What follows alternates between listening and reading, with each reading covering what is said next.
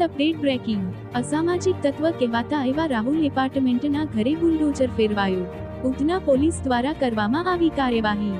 રાહુલ પીપળે નામના શખ્સ વિરુદ્ધ 22 ગુના નોંધાયેલ હતા, જેમાં ગુજસીટો, મારામારી, હત્યા જેવા ગંભીર ગુના નોંધાઈ ચૂક્યા છે.